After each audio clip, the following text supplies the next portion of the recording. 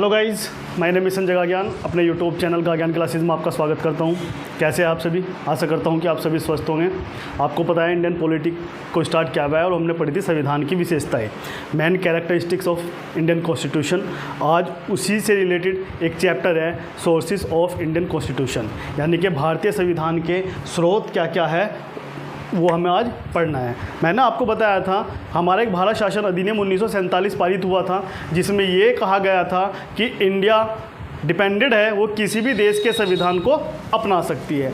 अब किस किस के देश के संविधान से क्या क्या लिया गया है वो आज हम इस वीडियो में चर्चा करेंगे। तो अपनी वीडियो स्टार्ट करते हैं और वीडियो में हमारा टॉपिक है सोर्सेज ऑफ इंडियन कॉन्स्टिट्यूशन, भारतीय संविधान के स्रोत। सबसे पहला आता है हमारे पास भारत शासन अधिनियम 1935।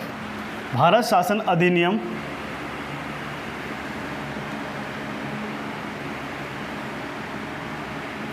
1935 यानी कि 1935। Government India act 1935। भारत शासन अधिनियम 1935 में जब आया था तो उससे हमने बहुत चीज़ें ली थी। अपने कॉन्स्टिट्यूशन में हमने क्या क्या लिया था? सबसे पहले जो लिया था वो लिया था हमने राज्यपाल का ऑफिस, यानी कि गवर्नर ऑफिस। राज्यपाल का ऑफिस लेने के बाद हमने क्या लिया? वहाँ से जुडिशरी ली, यानी कि न्यायपालिका। और हमने क्या लिया? हमने लिए लोक सेवा आयोग, public service commission, public service commission यानी कि PSC। इसके बाद हमने क्या लिया? इसके बाद लिया हमने आपातकाल उपबंध, यानी कि इमरजेंसी प्रोविजंस। तो ये जो चार चीज़ें थी वो हमने कहाँ से लिया था? वो लिया था government of India act 1935, Bharat शासन अधिनियम 1935। पहला आपका governor office, judiciary, union public service commission, और आपका क्या हो जाएगा? आपातकाल उपबंध यानी कि इमरजेंसी प्रोविजंस। तो ये हमने कहाँ से लिए हैं? ये लिए हमने भारत शासन अधिनियम 1935 से। उसके बाद आता है आपका ब्रिटेन का संविधान। ब्रिटेन के संविधान से हमने क्या क्या लिया था? ब्रिटेन के संविधान से जो हमने लिया था वो लिया था आपका संसदीय शासन पद्धति, यानी कि पार्लियामेंट्री सिस्टम। संसद का जो आधार था, जो बेस था, वो हमने कहाँ से लिया है? वो लिया है हमने ब्रिटेन के संविधान से।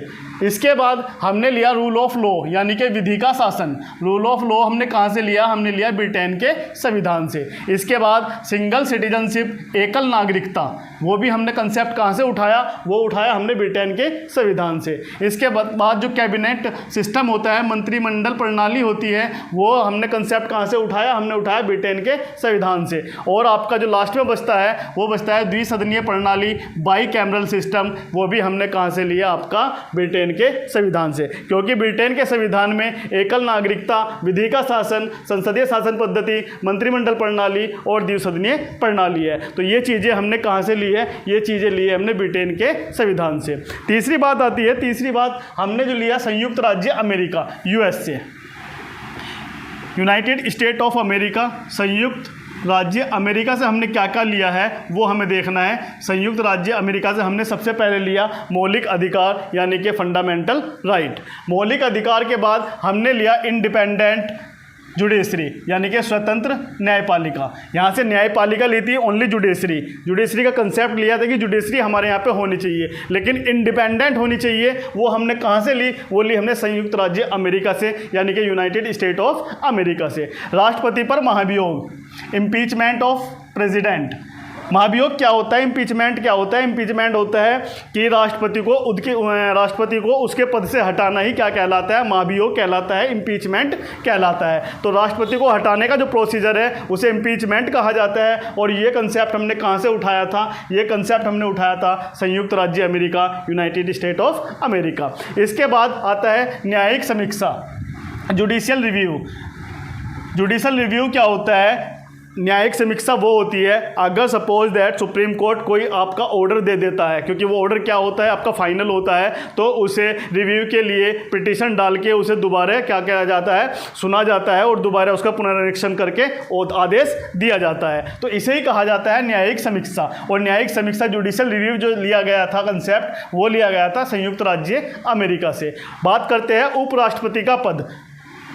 वाइस प्रेसिडेंट का जो पद है वो भी हमने कहाँ से लिया है, वो भी हमने संयुक्त राज्य अमेरिका से। इसके बाद न्यायालय सर्वोच्च होना चाहिए, ये कंसेप्ट हमने कहाँ से लिया, संयुक्त राज्य अमेरिका से। यानी कि जो आपका कोर्ट है वो क्या होना चाहिए, सुपरमेसी होना चाहिए, सर्वोच्च होना चाहिए। इसके बाद सर्वोच्च न्यायालय व उच्च न्यायालय के जज को हटाना। अगर आपके जज है सर्वोच्च न्यायालय का हो, सुप्रीम कोर्ट का हो या आपके हाई कोर्ट का हो, उसके हटाने का जो प्रोसीजर है, उसको रिमूव करने का जो प्रोसीजर है, वो संयुक्त राज्य अमेरिका से हमने लिया है। और इसके बाद संविधान की सर्वोच्चता, सुपरमेसी ऑफ कॉन्स्टिट्यूशन, संविधान सर्वोच्च होना चाहिए और हमारे इंडिया में संविधान सर्वोच्च है, ये वाला कंसेप्ट हमने कहाँ से लिया है, संयुक्त राज्य अमेरिका से। तो संयुक्त राज्य अमेरिका से हमने fundamental right, independent judiciary, impeachment, judicial review, vice president, removal of high court and supreme court जजेस और आपकी सुपरमेसी ऑफ कॉन्स्टिट्यूशन। बात करते हैं अब आयरलैंड की। आयरलैंड से हमने क्या क्या लिया है, आयरलैंड से जो हमने लिया है वो लिया है आपका DPSP यानी कि राज्य के नीति निर्देशक तत्व। राज्य के नीति निर्देशक तत्व का जो कंसेप्ट लिया हमने कहाँ से लिया, आयरलैंड से लिया गया है। ये सबसे मोस्ट इंपॉर्टेंट है क्योंकि अधिकतर एग्जाम में मोस्टली यही क्वेश्चन पूछा जाता है। इसके बाद राष्ट्रपति के हटाने की जो प्रक्रिया थी वो ली गई थी संयुक्त राज्य अमेरिका से, लेकिन इसको चुनाव करने की प्रक्रिया है यो ली गई आपकी आयरलैंड से। तो राष्ट्रपति के चुनाव की प्रक्रिया, procedure of election of president, वो इलेक्शन प्रोसीजर ऑफ प्रेसिडेंट कहाँ से लिया गया है, लिया गया है आयरलैंड से।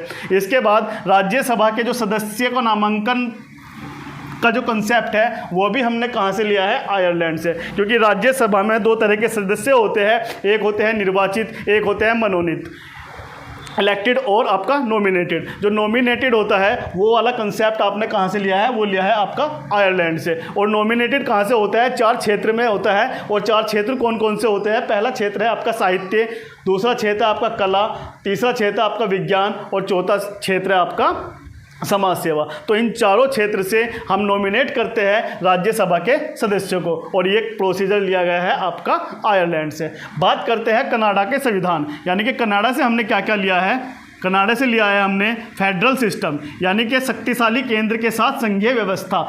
पावर तो किसके हाथ में होनी चाहिए, शक्तिशाली कौन होना चाहिए, आपका सेंटर, लेकिन उसके साथ में फेडरल सिस्टम हमने कहाँ से लिया है, उसमें लिया है हमने कनाडा से। यानी कि केंद्र के साथ पावर के साथ साथ यहाँ पे स्टेट के भी पावर है। तो ये जो लिया है हमने कहाँ से लिया है, कनाडा के संविधान से। इसके बाद और जो हमने लिया है, अब लिया है अवशिष्ट शक्तियों का केंद्र में निहित होना।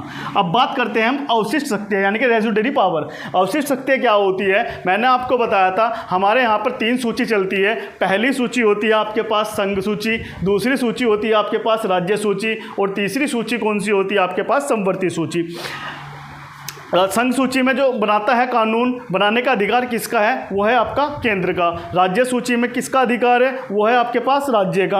और समवर्ती सूची में केंद्र भी कानून बना सकता है और राज्य भी कानून बना सकता है। लेकिन इनसे हटके जो आपके कानून बनाने के नियम्स है, वो रूल्स है, वो उनको जो बचते हैं इन तीनों सूचियों से, वो चला जाएगा आपका अवशिष्ट शक्तियों में। और अवशिष्ट शक्तियों का जो दिया गया है वो किस में निहित है, वो आपकी सेंटर में निहित है। क्योंकि आपने जब पढ़े थे जो हमारे जब मैंने आपको पढ़ाया था फर्स्ट क्लास में, और फर्स्ट क्लास में आपको रेगुलेट जितने भी अधिनियम पढ़ाए थे उस अधिनियम में मैंने बात की थी अवशिष्ट शक्तियों की। और अवशिष्ट शक्ति किसके पास होती है, जब किसके पास होती थी, जब होती थी आपके पास जो वहाँ का गवर्नर होता था उसके पास क्या होती थी, रेजिडुअरी पावर होती थी। तो ये वाला कंसेप्ट जो लिया है वो हमने कहाँ से लिया है, कनाडा के संविधान से। इसके बाद केंद्र द्वारा राज्य के राज्यपालों की नियुक्ति, यानी कि गवर्नर की जो अपॉइंटमेंट है जो सेंटर के द्वारा की जाती है, उसका कंसेप्ट भी हमने कहाँ से लिया है, कनाडा के संविधान से लिया है। और सर्वोच्च न्यायालय का परामर्शदायी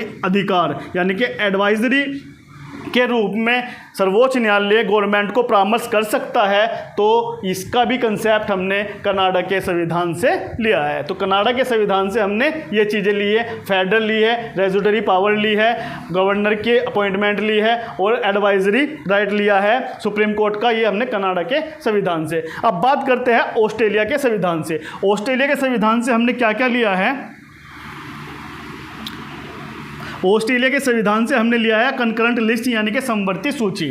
समवर्ती सूची का जो कंसेप्ट है हमने ऑस्ट्रेलिया के संविधान से लिया है। इसके बाद जो हमारा प्रियम्बल है, जो हमारी प्रस्तावना है, उसकी भाषा भी हमने कहाँ से ली है, प्रियम्बल की जो लैंग्वेज है वो हमने ली है ऑस्ट्रेलिया के संविधान से। इसके बाद शक्तियों का विभाजन, डिवीज़न ऑफ पावर, केंद्र में कितनी पावर होगी और राज्य को कितनी पावर दी जाएगी, इन सब का जो डिविडेंड है वो कहाँ पे दिया गया है, वो कहाँ से लिया गया है कंसेप्ट हमने ऑस्ट्रेलिया से। तो शक्तियों का विभाजन का जो कंसेप्ट है ऑस्ट्रेलिया से हमने लिया है। इसके बाद हमने लिया है जॉइंट बैठक, यानी कि दोनों सदनों की, अगर दोनों सदनों में कोई बात नहीं बनती है, बात बिगड़ती है किसी बिल पास होने के लिए, तो राष्ट्रपति एक संयुक्त बैठक बुलाता है दोनों को, जिसमें राष्ट्रपति, राज्यसभा और लोकसभा। तो संयुक्त बैठक का जो कंसेप्ट है, जॉइंट सिटिंग का जो कंसेप्ट है, वो जॉइंट सिटिंग का कंसेप्ट कहाँ से लिया गया है, ऑस्ट्रेलिया का। और क्वेश्चन ये भी आता है कि संयुक्त बैठक या जॉइंट सिटिंग कौन करवाता है, तो जॉइंट सिटिंग करवाता है राष्ट्रपति। इसके बाद व्यापार और वाणिज्य, यानी कि ट्रेड एंड कॉमर्स का जो कंसेप्ट है वो भी हमने कहाँ से लिया है, ऑस्ट्रेलिया से हमने लिया है। तो ऑस्ट्रेलिया से हमने कंकरेंट लिस्ट ली है, लैंग्वेज ऑफ प्रियम्बल लिया है, पावर डिवीज़न लिया है, जॉइंट सेटिंग लिया है, ट्रेड एंड कॉमर्स हमने कहाँ से लिया है, ऑस्ट्रेलिया के संविधान से। अब बात करते हैं दक्षिण अफ्रीका यानी कि साउथ अफ्रीका। साउथ अफ्रीका से हमने क्या लिया है, साउथ अफ्रीका से हमने लिया है संविधान में संशोधन की प्रक्रिया, यानी कि जो भी आपका अमेंडमेंट प्रोसीजर है, अमेंडमेंट प्रोसीजर हमने कहाँ से लिया है, हमने लिया है साउथ अफ्रीका से। और दूसरी बात, राज्यसभा के सदस्यों के चुनाव की प्रक्रिया, यानी कि जो निर्वाचित सदस्य हैं उनके जो चुनाव की प्रक्रिया होगी वो हमने कहाँ से ली है, दक्षिण अफ्रीका से। लेकिन नामांकन का जो प्रक्रिया थी वो हमने कहाँ से ली थी, आयरलैंड से। और निर्वाचित सदस्यों के निर्वाचन की प्रक्रिया, चुनाव की प्रक्रिया हमने कहाँ से ली है, साउथ अफ्रीका से।